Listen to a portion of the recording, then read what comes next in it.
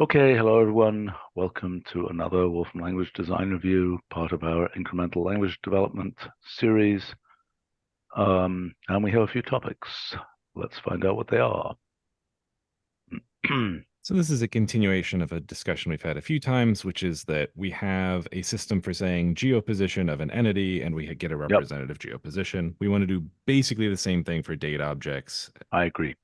And so Alan and Ben have been working on kind of curating and going through different domains and seeing uh, roughly what properties would correspond to a date. There are simple cases and there are less simple cases. Oh, I guess I'll let Alan take it from there. Right. I mean, and this isn't necessarily every domain that has a date property in it, but there were a few major categories that I thought would be a good place to start. And they were more sensible things that we could easily get hooked up to begin with. I think the simple cases are there's an entity type where there's generally a clear and unambiguous notion of this thing begins here, it ends here, and this is the date range that represents that thing. Um, the ones further down, we get into cases where there are things that have maybe an inception date, but then don't really ever end, so to speak. Things like structures where the start or end can be measured a couple of different ways, and we have several different properties that could be used to represent one end of that interval. And so there's sort of a question about if we have these default properties, do we want them to be documented as and to always map only to one specific property, or do we want to have kind of a hierarchy of things where if we don't have property X, then for the start date or the default date, we would use property B, property C, whatever down the line. And then just some other categories of things that are a little bit weird, and I didn't want to get into the weeds with every possible thing, but Okay, so the top were basic sort of the point good is place to start. if we say date object of, I mean, just to cut to the chase, if we say date object of strontium, right? Do we want to get the discovery date? For example, am I making Yeah, sense? that's one question, and that was why I wasn't sure, because most of the other cases are things where the date properties represent something more about the existence of the thing. Right. We don't want date object of Tyrannosaurus Rex to give us the date that it was discovered. We want a Indeed. era. Depending discovered by whom? Yeah, or a planet or something like that. Yeah, You know, right. the Okay. thing But, discovery date's thorny. one point is if we say timeline plot and we have a bunch of entities, for timeline plot, what we really want is some kind of notion where timeline plot will ask for, default date or something, or date property or something like that. And it will either return a date interval or an actual date. Does that make any sense? There's different things. I mean, like date Yeah, I mean, object. if you did timeline plot of a bunch of people, it makes sense to get the date intervals they were alive or their birth dates, Yep, Cleopatra, Galileo, etc. If you do a bunch yep. of buildings, it's a little funky. I mean, the tricky thing is, with locations, we have a pretty definite notion of this has a position or this is something that doesn't have a known position. There are weird things like art where there might be a position associated with where it is now. Yeah, sure. But Um, and there might be with okay. So the issue is, let's take a building. Okay, so some things. What do we think we're going to call? So, Yeah, so here's this is a bit of a tangent, but can date interval uh, represent disjoint date ranges? Because I'm yes. thinking, Mhm. okay, right, because I'm thinking of something like the Hundred Years' War, which is generally considered, even though we call it the Hundred-Year War, it's sort of like three separate conflicts with, you know, okay. peace. So what we need is something where date object better be a single date. Right. Do we agree? Yeah. We definitely don't want date object of something spitting back an interval. Right. And date interval should always be an interval. If it's a single moment, it can be an interval that is one yes, instant. that's fine. So then date object of what would date object of, Albert Einstein do? It would Well, I think what it should do, my feeling is probably what it should do is produce a message and then produce birth date. That's what I think. Because I think we can't know, but it's better to not act dumb as a stone. Mm-hmm. And in the case where you just say, I mean, timeline plot would request date intervals or default dates. You know what I'm saying? Mm-hmm. What are we going to call that? What are we going to call the thing that timeline plot requests? So I think, the analogy I was thinking is under the hood for things like geographics, when you give it an entity, it looks for 3 or 4 properties at the same time. And depending on what of those properties exist, it will return something. If you ask for something that has an extended region, it will use that. But if it doesn't, it falls back to geoposition. And okay, but I think here it's going to be a little trickier because I think that we're going to want it. We're going to want something where we curate what it gives. You see what I'm saying? Yeah. We could just call it date. We could just have a property that is date, and that is the default date, effectively.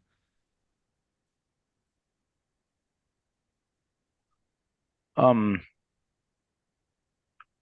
representative date is probably a little more wordy than we want.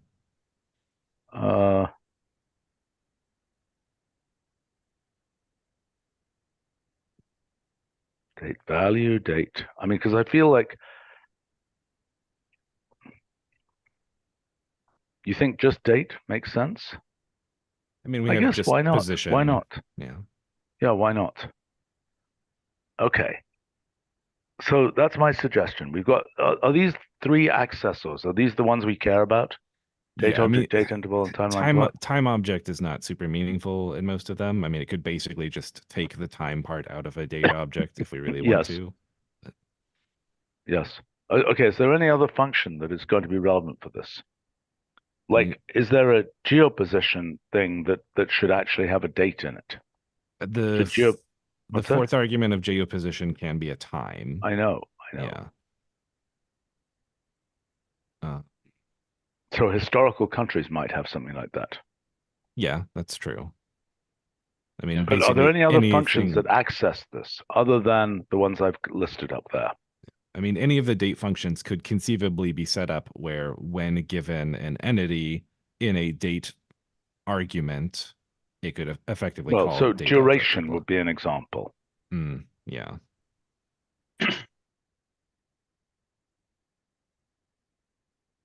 Okay, so duration of an entity would access the date entity of that date property of that entity. If the result is a date interval, then it's cooking along. Yeah. Okay. What other functions? So generally, we need to figure out what functions are going to access this date property. What functions can take an entity, and then we'll do this. Make sense? Yeah. I mean, it's maybe a stretch, but nearest works on dates. It could conceivably. I mean, I don't know that I want to overload nearest on entities to default to dates. Yeah, I wouldn't do that. But let's just look at what. Yeah.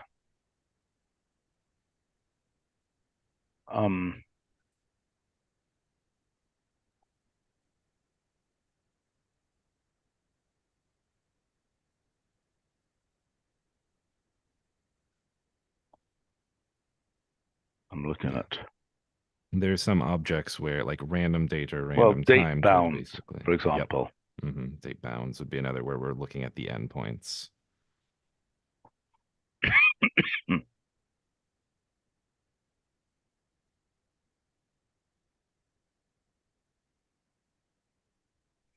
And I can imagine putting something in.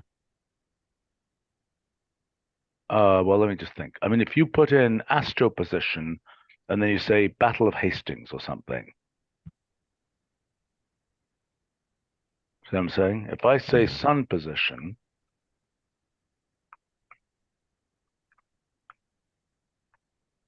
you guys may never have heard of this thing. British school children have heard of this. Yeah, it's a one Oh, day battle, yes, right? we know what the Battle of Hastings, 1066. Yeah, good. I have no idea, you know.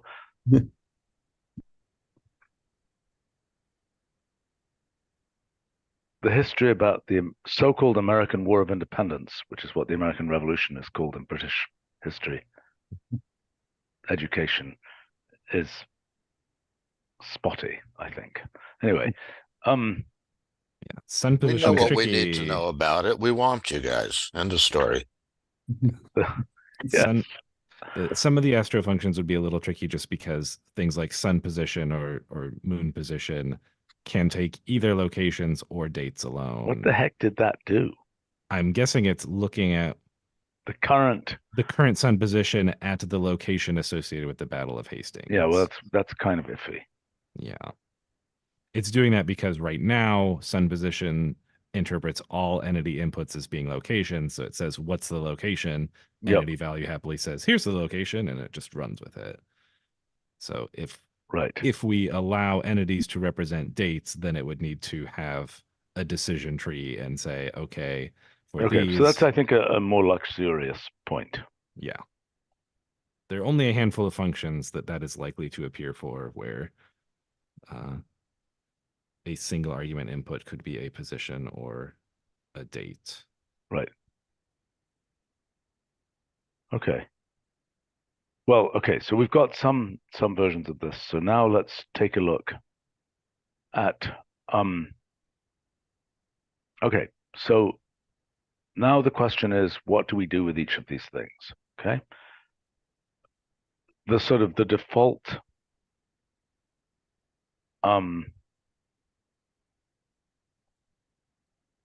yeah, Sandra is commenting, date object of an interval could just give the center. I don't think that's a great idea, because I think that it really, you know, the center between birth date and death date, the center between birth date and the person is still alive, what's their death date type thing, you know. What the heck do we do for the date interval? Okay, so date interval of a person, how do we deal with that? Who's still alive, that is. I guess we would probably have the end date be infinite future until such a point that we have. It's like with country, our end Or date can we is do it based- at indeterminate? Yeah, I was going to say, Yeah. the future is a really long time. It's Yeah. a really long lifespan. Yeah. Yeah, I think it's going to mess things up. I think it'd be better to have the arithmetic fail, if you understand what I'm saying. Yeah, it would probably be good to have an indeterminate start or end point for date intervals. And there's a question about whether having a indeterminate date standalone is useful.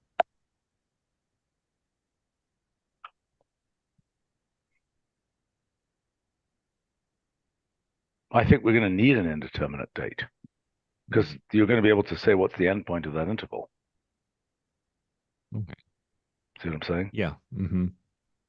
The reasonable question is whether we want it to be the same indeterminate that we use elsewhere with its own, you know, arithmetic rules. I mean, maybe that would work. I Yeah. don't know. I don't know if that would work. Or whether It we would- want yeah. a separate thing called indeterminate date. The reason I'd be against that latter is because we might want it for other things, not just dates. But, you know, if indeterminate could be made to work nicely in this setting, that would be great. Yeah, I mean, we added infinite past and infinite future specifically so that we didn't run into arithmetic with infinities in all cases. We have, in a lot of think we cases, should- it still works. I think we should add indeterminate date. Okay. Yeah, I think that will be useful. And that way Mm-hmm. we can fill that in. And instead of saying missing, Missing indeterminate or missing not available, we can say. yeah, we Indi- could say indeterminate date. I mean, Yeah. for things that are going to happen, we just don't know when. Right. If you say death date of, you know, someone who's Everything currently ends living, in some sense. yeah, it will happen eventually. We don't know when. Right.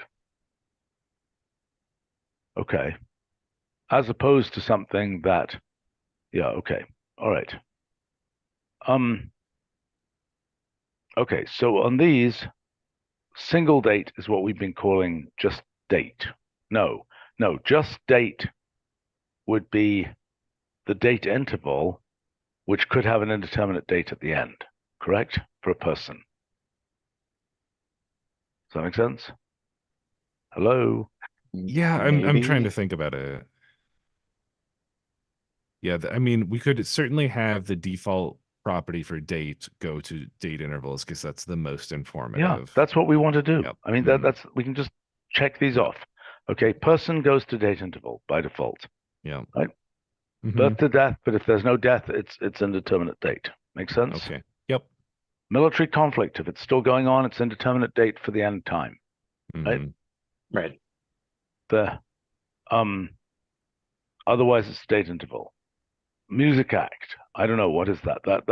That's presumably band. start date to end date. What's that? Right. Which also could still be in existence. Could still be Right. indeterminate So, at the end. but it's indeterminate because it's not missing or infinite future. It's just indeterminate. Right. Historical country. It's got a start and an end. Yep. Interval. Mhm. Tropical storm. Start and end, unless it's still ongoing. Mhm. Country. I Well, think they become historical countries when they cease to exist. right. So I think we assume their infinite future. We have the single date. By the way, okay, when it has to be a single date for a person, I think it's the birth date, but with an error message. Makes sense? Yeah. Like an ambiguity message. Yeah. Mhm. I think all of these now, tropical storm, the start and end may be close enough together that we really just want to give the start date if you just ask for the date Mhm. or the center. Yeah, just That a could coarse perfectly be the granularity center. date of it was this day. Actually, that's right. We could just ramp up the granularity.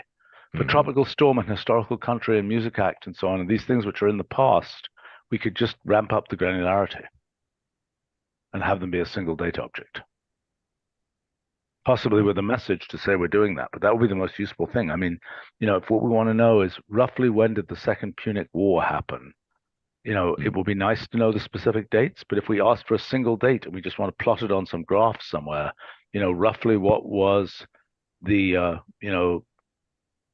where had the precession of the equinoxes reached during the Second Punic War, we don't really care what the specific date was when it started and ended. But then for some situations, we want this to be graphically represented in date plots. No, absolutely. But I'm saying, Yep. if you just say date object of the thing, right? If you're forcing a single date, what date do you get? Now, I understand. I'm just saying that granularities typically don't end up visually. I see what you're saying. Well, I think it's okay. I mean, because for something like timeline plot, it is going to do that because it's going to produce the date interval. All right, let's keep going for other things here, okay? Yep. Right now, for things with, I mean, I don't know how we have these things encoded, but things with, I'm sorry, did we decide on the beginning or the middle, or did we For not? what? For the cases where we ask for an instant. I think it varies. I mean, like for a person who's still alive, it would be pretty silly to give the middle because we don't know what it is. Right. Right. So I think in that case, we have no choice but to give birth date. The person doesn't exist unless they were born. So we know there's a birth date. Mm. For country, for a current country, I think it's pretty silly to ask the date of a country. But if you do, I think we probably have to give the independence date, and that's it. Yeah. Right. What about well, Well, actually, I'm I don't know how gonna these correct are myself. how I these mean, are encoded, but right, what about countries that existed and then stopped existing and then that's existed historical again? country. But what if they started existing again? So like Poland, right? It existed and then during World War II it stopped existing. I would say give the most recent independence or founding date. I think in historical country, we've got those essentially represented as separate entities, don't we? I think so, yes. Okay. But I would argue that country, I'm changing my mind, because if you plot countries and historical countries together, I think we should have country be infinite future for the with it be a date interval from the independence to the infinite future, Definitely. right? So that it goes along with historical country. Okay, so then there are these. Okay, structures. Oh boy.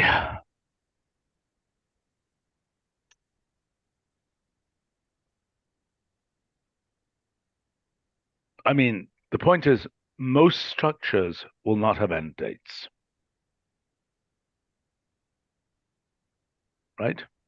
Mm, Most structures in art that we have, It's the most, yeah, yeah. If you're qualifying it that way, most of the structures we have, we're weighted more towards ones that exist present today. times and recent dates. So Yeah. we are heavy on things that still exist. Right. But that doesn't mean we don't still have lots of things that don't exist. Okay, I suggest that the single date is basically the opening date. And that if you ask for a date interval,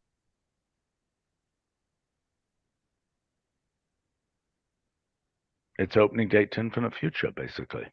In the event that we don't have an opening date or an opening date doesn't make sense, do we fall back to a secondary thing like construction end date, construction start Yes. date if we have Yes. those? Yes. Okay. Yes. Okay. That was really one of my Yeah, core I mean, a questions here. Is did we castle, do we want to only have these things mapped to single properties, Oh, or no. could We should do the can best we can. I okay. mean, like a Okay. castle, I don't know whether, maybe the lord of the castle had an opening date with, A grand. big ribbon cutting, Yes, Yeah. right. Certainly if it was a Disney beheading, I castle, don't know. maybe, Yeah. yes. Right. That's really one of the kind of cases that I had in mind. There are things that we know they started construction, but they may have started to be used more or less before construction ended, and we might not really Yeah, know right. when construction ended. It gets fuzzy. Just get some date. I mean, is it Okay. 1200 or is it, 1970? Yeah. The Great. No, if that helps a lot, just to have that be okay. Okay, if you insist on a date interval for something like a board game, I think you just get infinite future for the second date. Do you agree? Yeah, it makes sense. I mean, it's not indeterminate. Like No, it's not. they're all essentially creative works that Yeah, will live exist forever. as long as Yeah. they exist in. It may not be in production, but it Yeah. still exists. Right. They are ideas on some level. So Yeah. Okay.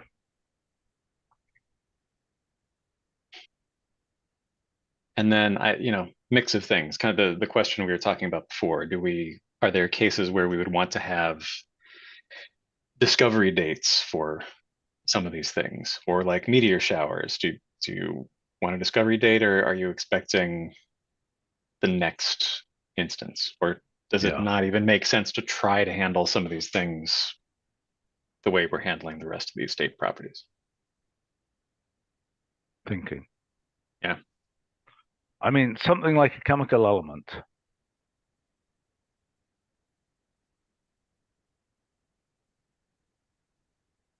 I mean, the only date I can imagine associated with it is a discovery date. Yeah, I'm just wondering if it's more useful to give it a discovery date, or if it's more useful to say a date isn't a meaningful property here, at least a date object of You know, tungsten. I think we should do a courtesy. I mean, in other words, if Okay. somebody has a list of exoplanets and they do a timeline plot, why not make it work? Okay. I mean, maybe this is something stupid that nobody would want to do, but what if I wanted to make a timeline plot that included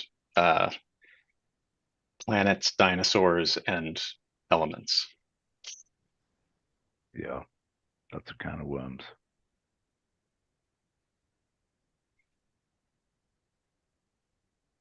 Well, I mean, if we have discovery, the dinosaurs, we obviously want when they lived.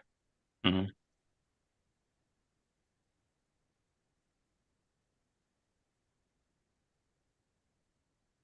Okay, the question is, should a discovery date ever be there? I mean, this is a kind of Yeah. a philosophical question, because let's imagine, you know, these are things created by human effort at a certain time. Right. Tropical storms are not, Mm-hmm. presumably.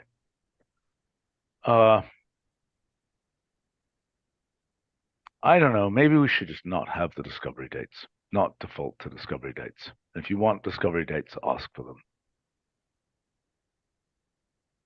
I think Yeah. I like that. I mean, it's not like we're preventing people from choosing specific dates when we have multiple dates for a given entity. Yeah. I'd like the automatic behavior to be as intuitive as possible. Yeah. So let's not do discovery dates. Okay. Let's do existence dates, basically. So I'm not even sure that meteor shower. That's an peak easy date thing is to right. explain and document too. So Yeah. I mean, a deep space probe was probably being assembled in, you know, some place for a few years before it was launched, but I don't think that's relevant. right. Yeah, when we were discussing buildings earlier, I didn't bring up Sagrada Familia, which, has famously been under construction for close to a century and a half now.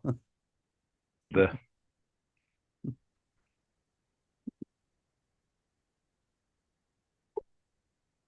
What's that, Stephen?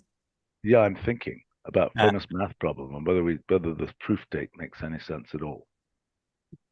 I was not thinking about things that have been continuously under construction. Think software.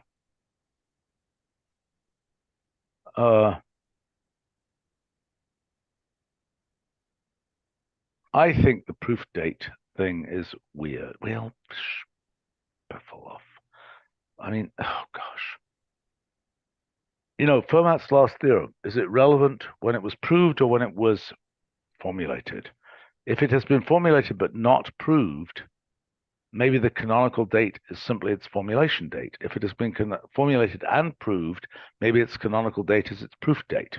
Because, you state a theorem and you say that was a theorem from 1822. The fact that somebody had suggested it in 1715 is washed away once it's proved. Am I making sense? Yeah. So I Yeah. say the canonical date, I think, should be, if it's formulated but not proved, it's the formulation date. If it's proved, then the proof date. And if you really insist on a date interval, it's hard to see how that works, because the formulation date, the theorem might not be true.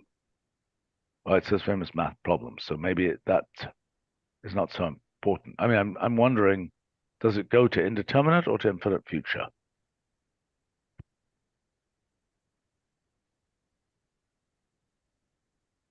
Probably goes to indeterminate, because presumably if it's a well-stated problem, it could be very indeterminate. It could be proved that it's unprovable. Well, that's my suggestion anyway for this.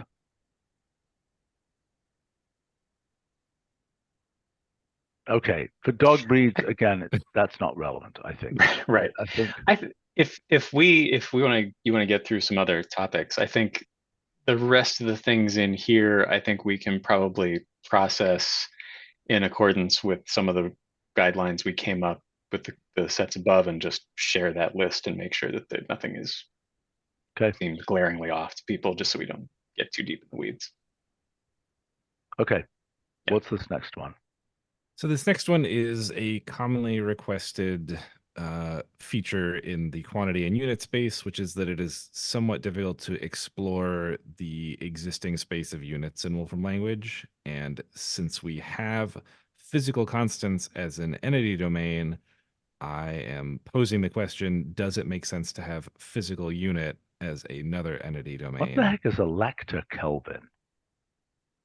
It's one of the, in historical times, proposed prefixes that were never officially approved. Oh, okay. Along with micri Kelvin. Do you know what the prefix meant? Well, let's find No. out the value.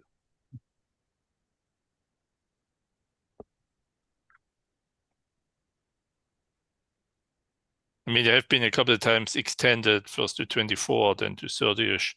And in this intermediate times, people already started using various versions. Oh, there it is, 100,000.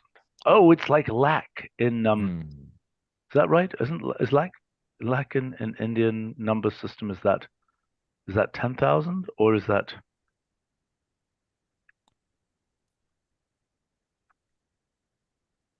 this is what I want?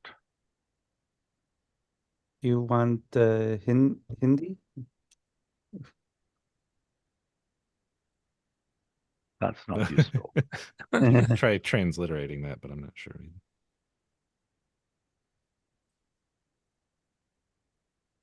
No, yeah, there's lac. Why does this come out in a different window? Not this stupid problem again. Can somebody please report that? Yeah, I'm taking a screenshot. Okay, so there is some lac-related thing here. Cool. All right. What is a Hertz-Kelvin relationship? What do you think that means? I am not sure.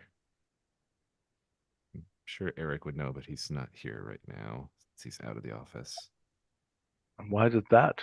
So Oh. it's doing that right now because this is faked. This is using a local Okay. entity store. So All right, so what is the question? The question is, do we think units or physical units make sense as an entity domain? We've already collected and curated a lot of data about them, but it's not exposed through the entity framework. There's some nice things about the entity framework, such as being able to use implicit entity classes to... what would this be for? Other than people randomly wanting to scrape stuff, I mean, what would it be for? And I think that, one of the common complaints is that we don't have a list of supported units anywhere. Part of that is because it's dynamic, and part of that's because having a big long list of 5,000 units isn't very including helpful for people. xenokelvins and Yeah. lactokelvins is not Mhm. useful.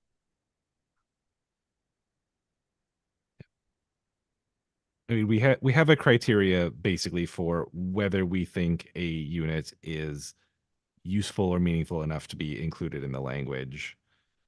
That bar is not super high for units that are part of common unit domains or unit dimensions. If it is a temperature unit and it is not marked as being esoteric, then we generally include it. Okay, but the issue is this. I mean, this way of getting at temperature units is a bit messy. I mean, what does temperature unit mean here?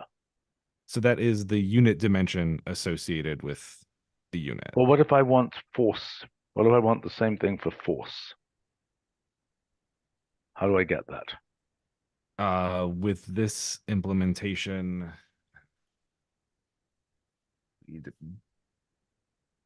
I don't. Is that right? No, Yeah. you would have on the right-hand side arithmetic multiplicative expression in the base units dimensions. Yeah, and the dimensions. That's pretty horrifying. Yes, agreed. So what is the functionality that we're really looking for here? Is it show me all temperature units?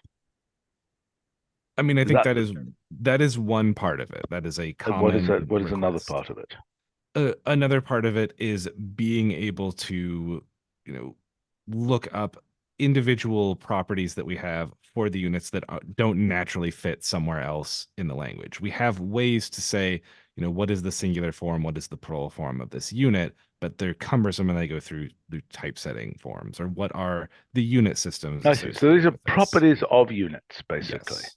Yeah. So why isn't the entity type just unit? It could be unit. I was calling it physical unit for symmetry with physical constant, but we could just call it unit. I would think it's just unit. I mean, and then I think it's fine, but Right. to I mean, have does it a include- notion. Sorry, but does it include non-physical units like currencies, or is this really? It does currently. But yeah. also, here's a more serious problem. If I type meter, Mhm. what am I getting? Am You're I getting getting back- 1 meter? You were getting back 1 meter, yeah. Because right now there is our only representation of units in the language is either as a string or an arithmetic combination of strings. Right. If So we- this will be an alternative. If I type meter Mhm. in natural language, Yep, it could give you entity unit of meter. right. But that will be an alternative interpretation, probably. Yeah. I mean, we would basically, at that point, we would want quantity and other things that consume units to know that entity of type unit can be converted to its canonical form. But if you said have quantity this- of 3. We have this thing, at least in some contexts, of quantity of none, comma, unit. I don't Yeah. know That how that's supported and when exactly you get that, if ever, from entity value. But yeah, that is a way to support the notion of orphan or of units without a magnitude as they're returned from alpha I and think that it's parsing. better to have an entity type unit. Yeah. I It's think that makes basically a sense. hack we have to let it Yeah. work that things like the control equals Okay. parse. So by the way, these are not correctly spelled, right? Because those should be the print names. Yeah, this is just a quick entity store I threw together based on data that's already in Wolfram language. So if we like the idea of this, there are basically 2 complications that I think we should sort out, which is how we deal with compound units like meters per second.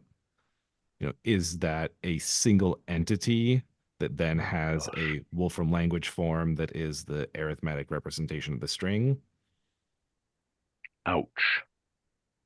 No, because that's like molecules, it's Mhm. length Or- time to the minus 17 or something. Right, or a mathematical function. We don't have entities that are arbitrary combinations of functions. Yeah. That was kind of my preference too. I think if it's named, we have it here. Like a Newton is a Mhm. named unit of force, or for acceleration, the acceleration due to gravity is probably named, but an acceleration.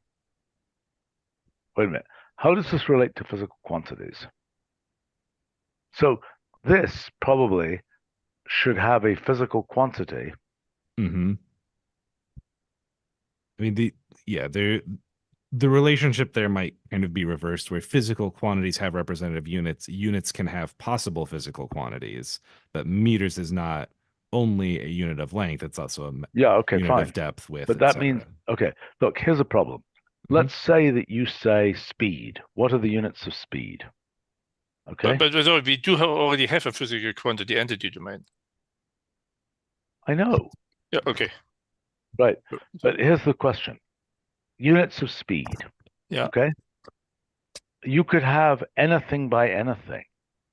It could be light years per millisecond. Right? That would be very unlikely, but you could have that. So that's a combinatorial explosion of possibilities. Right. And I don't think we want to set this up where we say, give me all possible temperature units or all. No, I think possible it's named velocity. temperature units. Exactly. Yeah. I think treating this as an entity domain where these are the entities that exist, they're all named, and we can have a property that is a quantity of one of them, or the Wolfram language unit representation of them. and then you can combine those as you see fit. But Yeah, saying, I think it's here are all the selectable. named temperature units, here are all the named currencies, here are all the Right. And so you can get that presumably with an implicit entity class. Yep. And we might have entity classes for, the top 5 unit dimensions. The only thing that's tricky there is that, as Michael says, a meter could be a physical quantity corresponding to length or this or that or the other. Mm-hmm. And the way things are set up, there's no obvious way to. Why is there a problem? I don't see one. Okay, well, explain how you would get everything that is a unit of length. I mean, it seems a bit messy to get it because you have to say something about contains, don't you? I guess that's okay. I mean, No, we would have in physical quantity, we would have I the see. length physical quantity have a property that returns That's the fine. corresponding Yep, units. that's fine. That's just fine. Yep, that will work fine. Okay, and then the default for meter would be probably still 1 meter. Mm-hmm. But you could say as a unit. Yeah. And then we Meter already unit or have something. we already have internally in the language a framework that says, this is a quantity function that is expecting a unit only or a quantity in units, and we'd basically just add support for entity unit there. All right, I think we've got a plan. Okay. So this is kind of related to the date discussion above, or at least has some overlap. We have this functionality in min date and max date where you can give a granular date object and then you can give a granularity that you would like of the minimum or maximum date. So I want the last second or the first second of today or the last day of this week. It's also nice to get the midpoint or potentially some point along that continuity. We do this internally for calendar conversion because if you say convert this month to the Julian calendar, the start point is offset where you'll end up getting June instead of July. Well, I mean, if you're making a plot, for example, it might be useful to have a mid date where you're, continuously varying your Q quantity. Mm-hmm. Yeah. And so I think we have this notion of a midpoint instant inside a date object, which gives you the instant corresponding to the midpoint, but we don't have an easy way to get a granular version. So like that first mid date example I have is give me the midpoint day of this year. It was a few weeks ago, or give me the midpoint week. And then the main question I have, I think this is useful, but it might be nice to generalize to handle either a quantile or a blend specification where you say, I want, by default, it's probably the 50th percentile, but I might want the day that is a third of the way through this year or the hour that is 2/3 of the way through this week.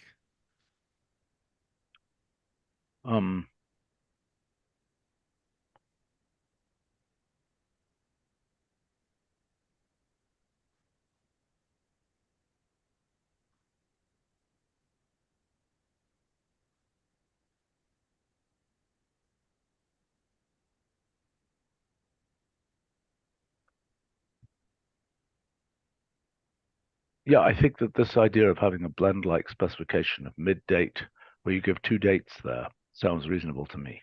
Mm-hmm. Then I guess the last 2 questions are, do we like the name mid-date, or does something like intermediate date sound better? Midpoint date?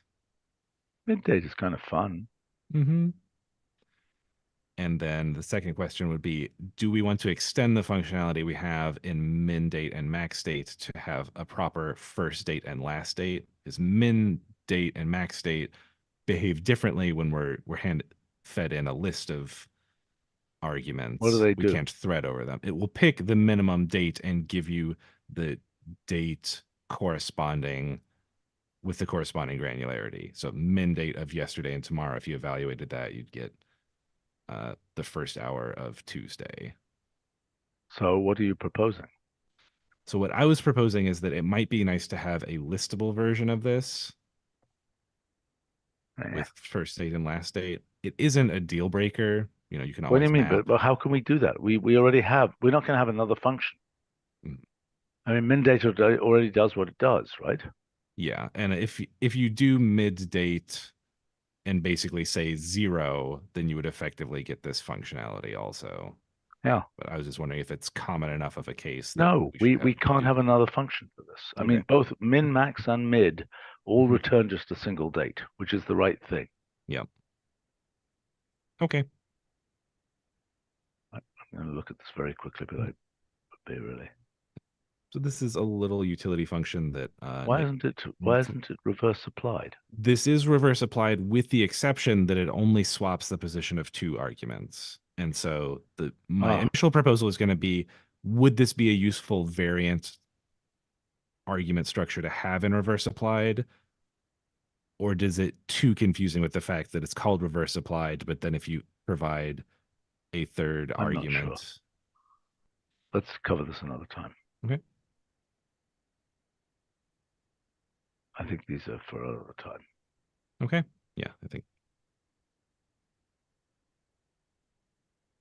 this last one is about having other schemas available for create UUID. I think that's a good idea. Yeah, it's a good idea, but I don't know exactly how. Yeah, it's a good idea. We should have that. But Okay, come we'll to circle that back to those another last time. 3 another time. All right. Thanks a lot, guys. Right. So I think Excellent. until the next time.